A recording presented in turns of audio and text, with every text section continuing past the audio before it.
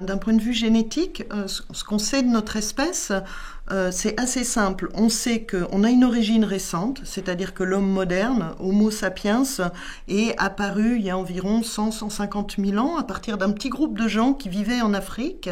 Et après, cet homme moderne est parti et a colonisé tout d'abord l'Eurasie, puis les autres continents.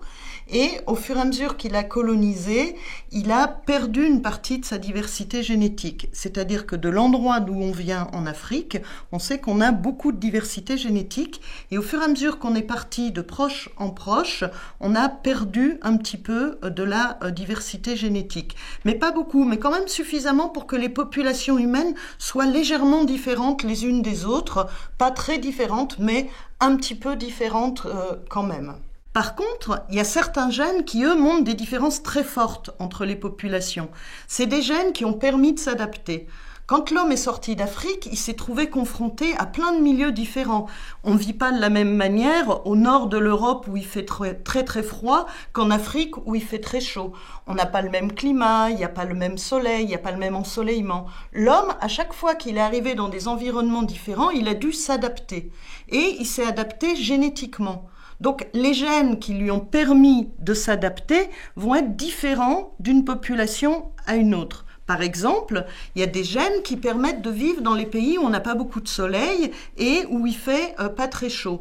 Ces formes de gènes, on les retrouve énormément dans les populations blanches européennes du nord de l'Europe.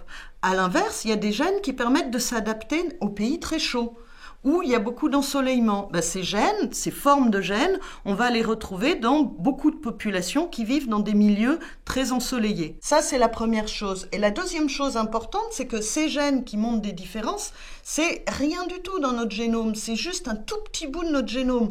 Pour l'essentiel, on a très peu de différences. Et par exemple, si vous avez besoin d'être transfusé, si ça se trouve, c'est quelqu'un d'Afrique qui aura aussi le même groupe sanguin que vous, alors que votre voisin de palier, il aura un groupe sanguin différent. On a environ, si vous regardez votre ADN au fond de vous-même et que vous arrivez à lire, vous avez chacun 30 000 gènes. On a tous environ 30 000 gènes.